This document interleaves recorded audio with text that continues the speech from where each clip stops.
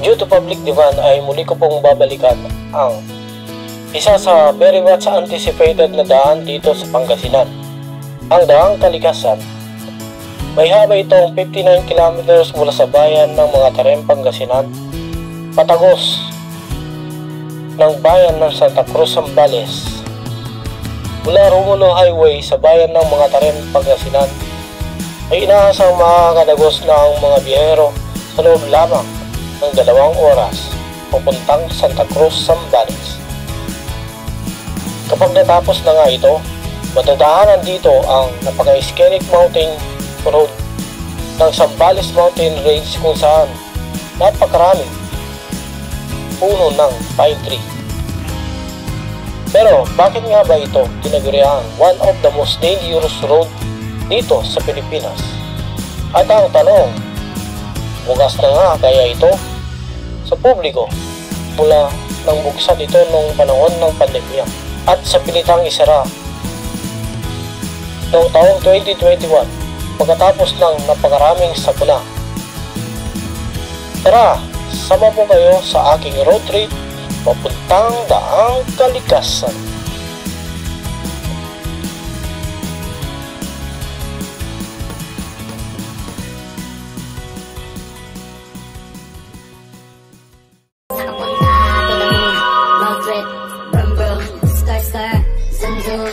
Mula po dito sa Antipolo City, Rizal, ay muli ko pong babalikan ang Daang Kalikasan.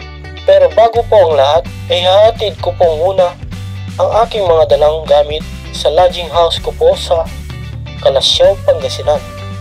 On the way nga po ay may madadaanan akong mga tourist spot at may nadiskubre pa po akong isang kanyon na remnants ng World War II along the highway ng Rosales, Pangasinan boundary. Roda, Muguling, Rosales, Pangasinan. Nagdadaanan lang tayo dito guys. Remnant ng World War II. Makikita dito yun.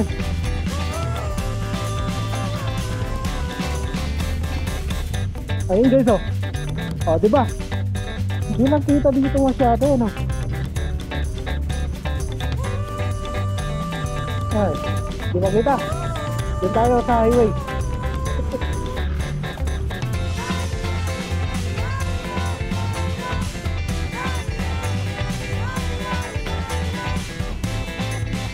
Ito yung isang canyon ng guys, remnant ng World War II. Magkikita dito sa yan, sa may highway ng Rosales, Pangasinan. Ayan o, diba laki? Bumbu pa siya oh.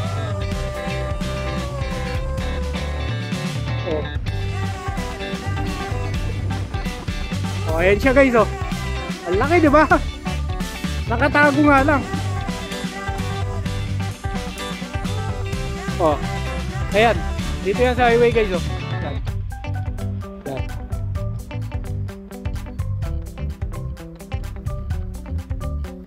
Nandito ngayon tayo sa guys, sa boundary ng Pangasinan at ng Tarlac. Papalipat tayo ng drone. Saan ba to guys?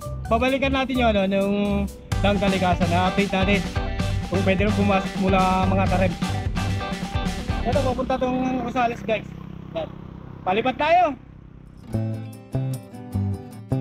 So ito na nga po ang boundary ng lalawigan ng Tarlac at ng Pangasinan.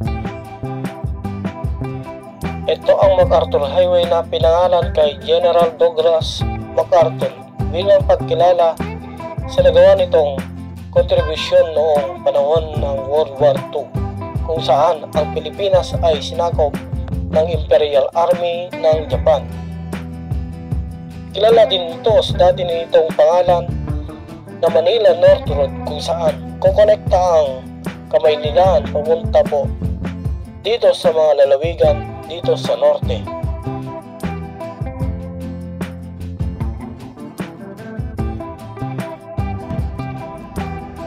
Ganda na view dito guys oh. Paliparan natin to. Ano nakalagay doon guys, oh? The house of the Lord, holiness of the Lord. Grabe na. Ang laki niya, oh. Wow. Ang Urdaneta Philippines Temple ay ang pang-198th temple ng The Church of Jesus Christ of the Latter-day Saints. Ang intensyon pagbuo ng pangatlong templo ay inanunsyo ng kanilang Church President Thomas N. Monson noong October 2, 2010. Kasunod ng templo sa Maynila at ang isa naman ay ang templo sa Cebu City sa Visayas.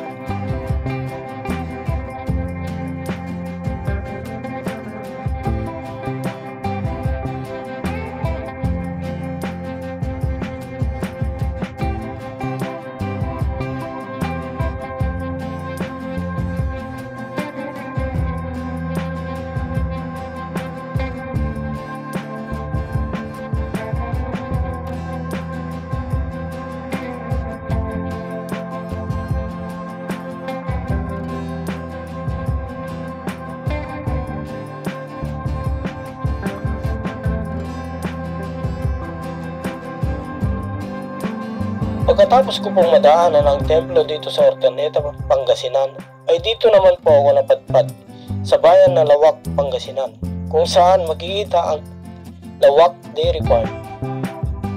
Ito ay napabalitang kumita ng 2 bilyon noong taong 2023. Ito ay mayroong 32 milk producing carabao at 40 milk producing cows. Ang Lawak Dairy Farm ay may kakayahang mag-produce ng 7.5 liters ng gatas kada araw.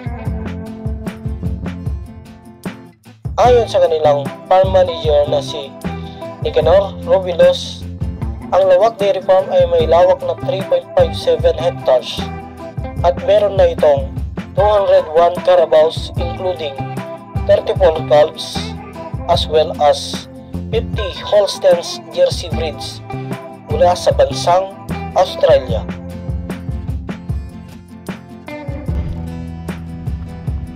So ayun guys, nandito na tayo ngayon sa St. Peter and St. Paul Parish Church dito sa Calasiao, Pangasinan.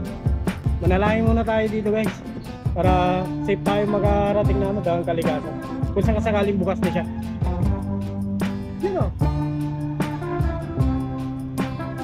Grabe, tagal na rin ito. Isa rin to sa pinaka-antikong simbahan dito sa Pilipinas.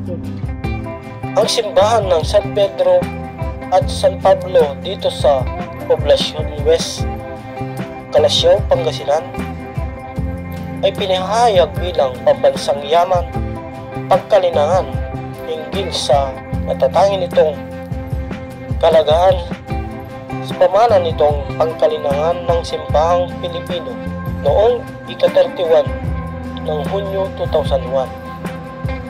Kilala din to sa tawag na Calasiao Church dito sa Pangasinan.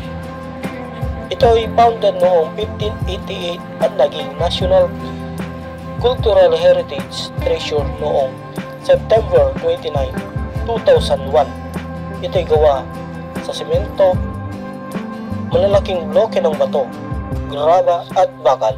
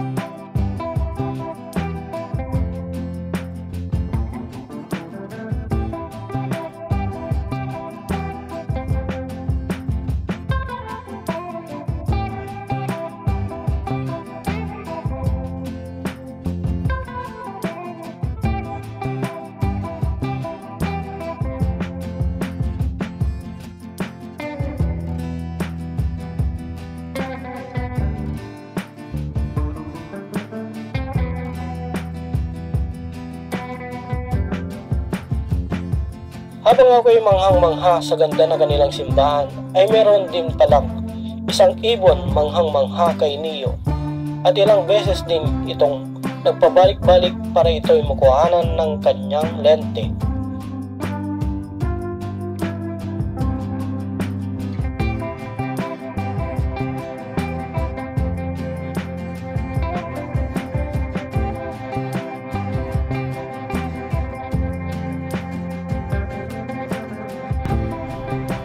Ito yung ano nila dito, mga pasalubong center. Dito kayo makakabili ng ano, tutong kalasyaw. Marami pa sila ibang panandya dito. Ay, sarap ng ano, tutong kalasyaw nila guys. So tara na sa ano, Dang Kalikasan. At dito tayo ngayon sa Pangasinan guys. Mga taren. Ayun, agad mga taren.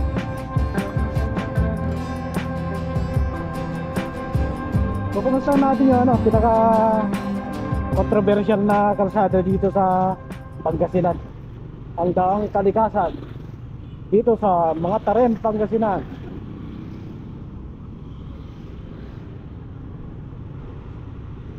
Ito yung ano guys, pinaka maps anticipated na daan dito sa Pangasinan, pero considered na rin kasi itong pinaka delikado, one of the most dangerous road dito sa Pangasinan.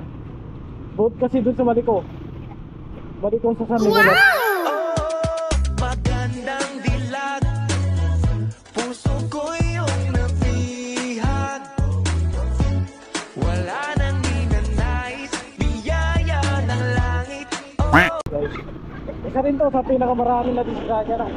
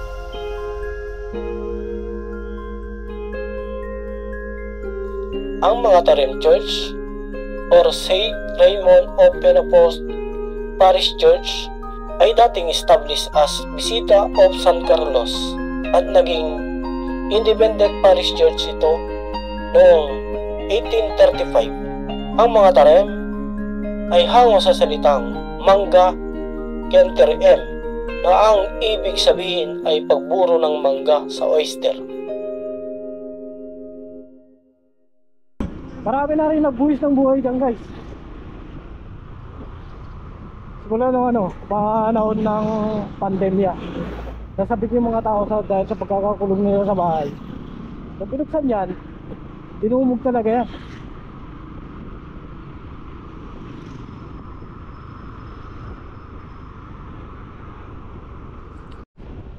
Saka kanawa na ako dito guys. Ito na yung ano, Daang Kalikasan. Kamusta na natin ang Daang Kalikasan? Bukas na ba? Ang tanong, bukas na ba siya?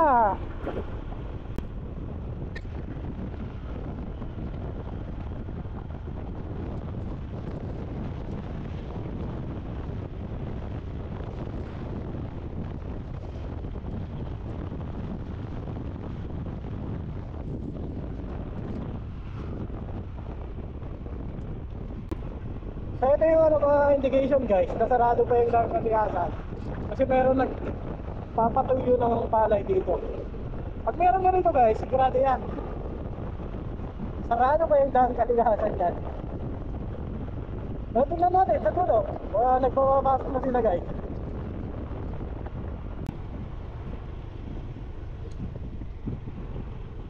Ito na yung unang tuloy dito guys, sa may daang kalikasan. Nandiyan na lang yung entrance eh. Hindi ko madami kung makakapasok ako. Uy! Ayun na yung barakada guys oh. Nakikita ko na siya. So negative. Negative pa rin. Sarado pa rin si daang kalikasan dito sa mga Tarem, Pangasinan.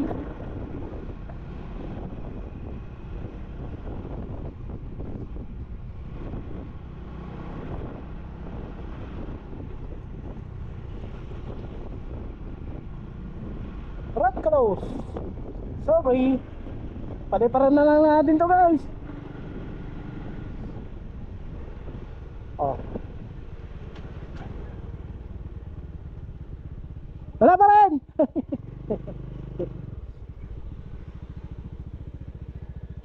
Kailan kaya bubuksan boss? Wala pang balita no? Ang tagal na yan.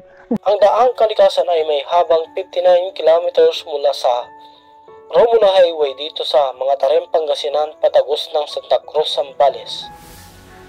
Binuksan ito sa publiko noong panahon ng pandemya at sa pilitang isara matapos ang napakaraming aksidente dito at problema sa basura.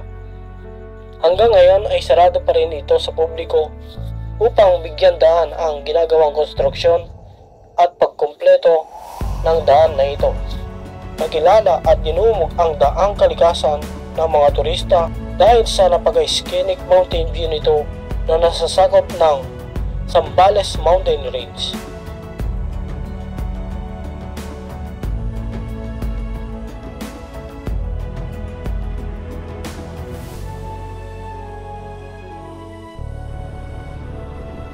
So yun guys, sarado pa rin yung daang kalikasan dito. Sabi ng mga bantay, pag tumakas kayo ng daang Katutubo, tapos dumaan kayo dito, babalik din kayo dun sa daang Katutubo. Doon pa rin kayo mag-exit. Tapos bawal din pala magpalipad ng drone. Yung papunta dun sa may kabundukan na. Babarilin daw ng mga Katutubo dito. Ayun pa yun eh. Nasa ano ba yan guys eh? Sa 10 kilometro. Sa ikot doon sa Aguilar.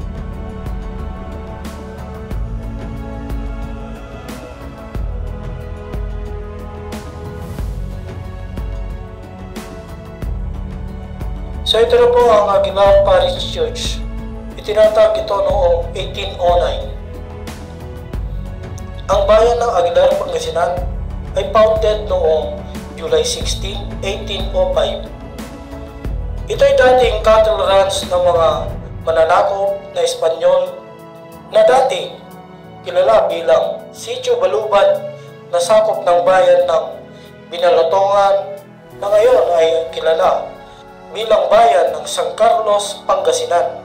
Ito ay paboritong lugar ng mga aso noong unang panahon na nanguhuli ng mga usa at baboy rungo sa makapal nitong damuhan at kagubatan. Dito rin makikita ang Akno River na pinakamalaking ilog dito sa lalawigan ng Pangasinan.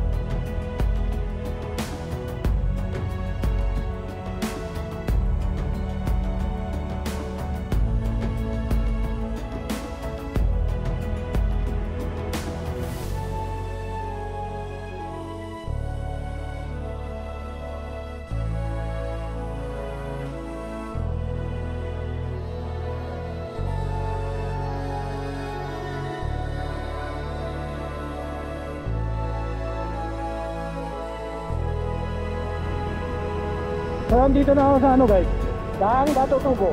Ito na yung pine tree oh. Atak ko na. Ito tayo na ano, Apita Beauty. Yan o.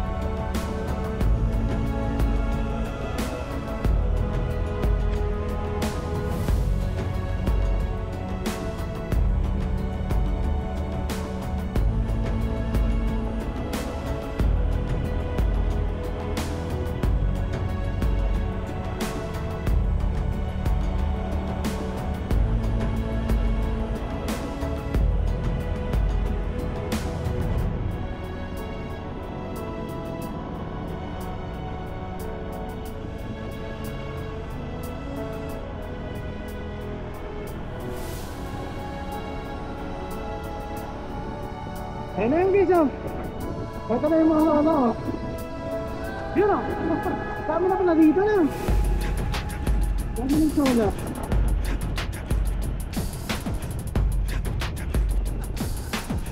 Pinag-pinag-puputol dyan.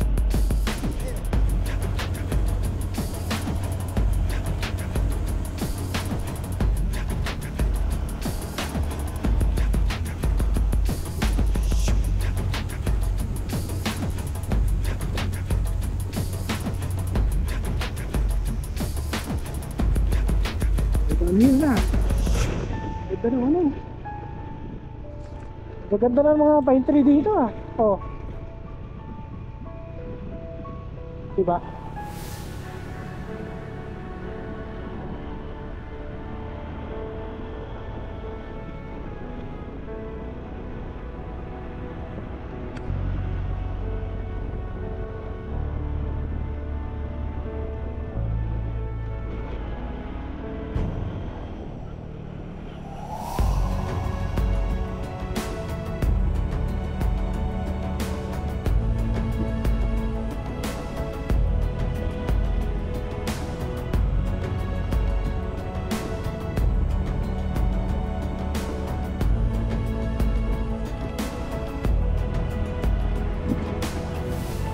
Grabe guys oh, ang taas ko na. At ito na yung mga ano, solar.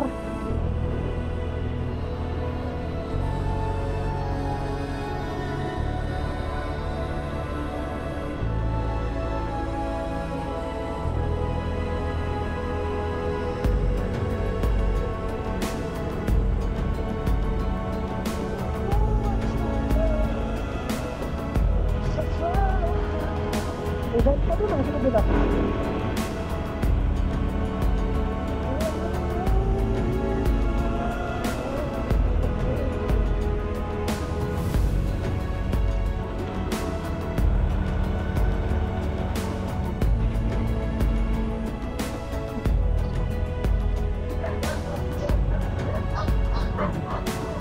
Ayun na si Mano. Kung unang pumunta ka dito guys, pinula na ako dito. Ayun, exit line pa na dito. Malapit ka lang ito eh.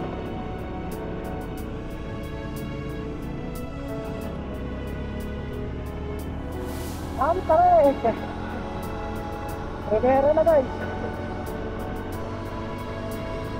Ito na lang yung partong pinakamatarik eh. Ayan na yung mapita. Ito pala yun. Yun o. Ano ba yun? Ito na yung ano guys o. Mapita view deck. Ito tayo sa pataas. Tira kumatos. Yun o. Dami naman daanan dito eh.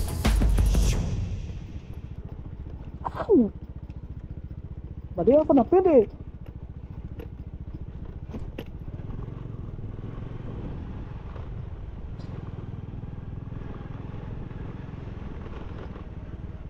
Yung motor guys pwede iakit hanggang dito.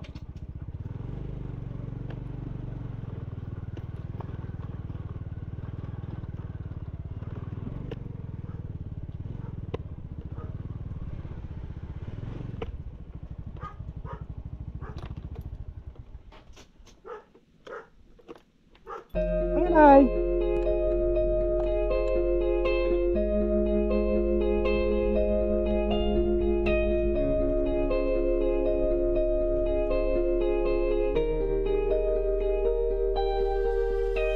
Oh, may tumagos na naman dun sa kabila.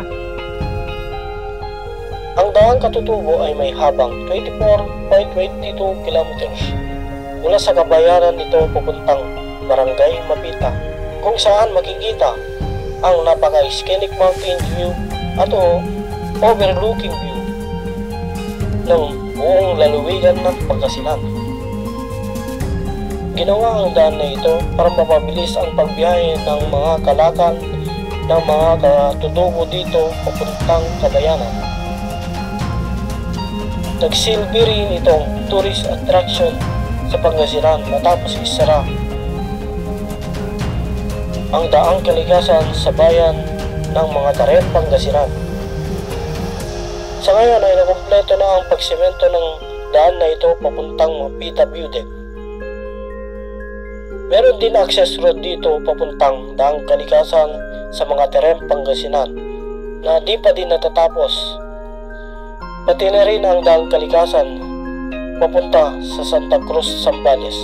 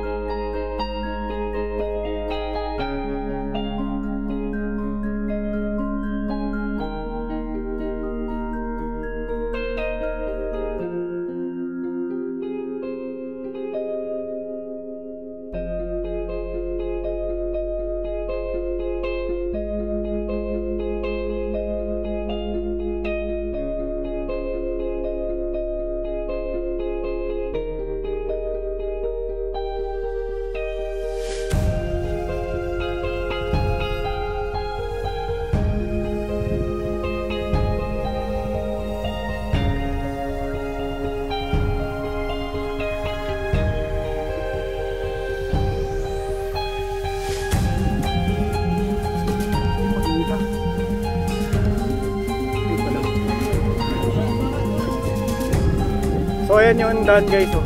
Yung bundok na yun, doon sa pinakadulo guys. Yan na yung pinaka-boundary ng ng Pangasinan saka Zambales. Hanggang doon lang ako nung nakaraan, hindi ako nakatapos dito. Doon sa Santa Cruz, Zambales. Ayun, oh.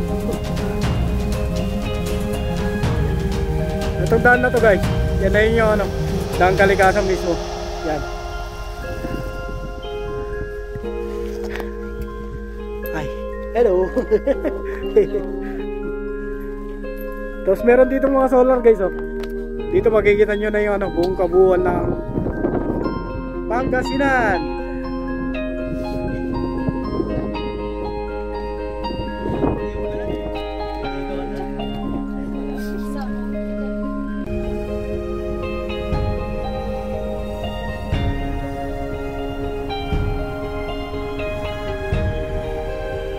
pala dito guys oh. Ito yung daang katutubo. Patagos ko na ano, patagos sa balit. Nandito na pala. Oh, ito na yung guys oh. Yan, rough na yan. Tatagos doon sa papunta doon sa daang kalikasan. Magtatakbulan din kasi yan dyan. Tapos nandito yung isa na guys oh.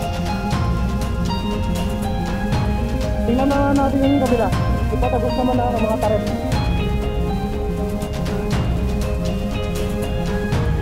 Ayan na yung mapahihita view ko ah.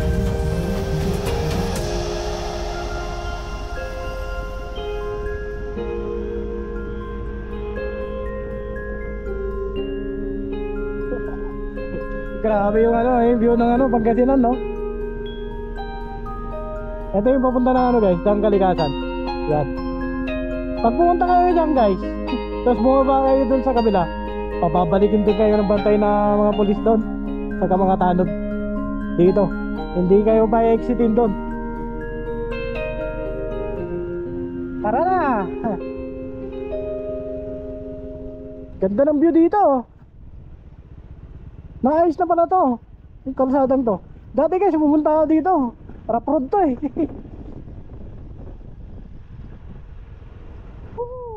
Ayun na yung Agus River ah.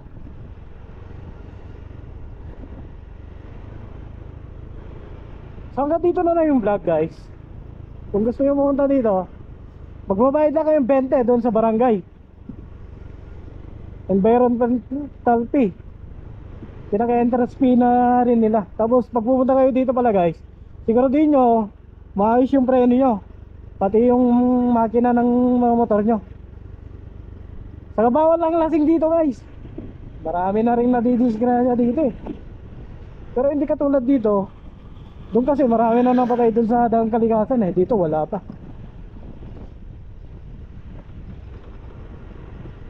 Mas banayad kasi yung ano, mas banayad yung kalsada dito kumpara doon. Doon kasi napakatarik. Tapos biglang liko pa. From Scar, Zoom, zoom.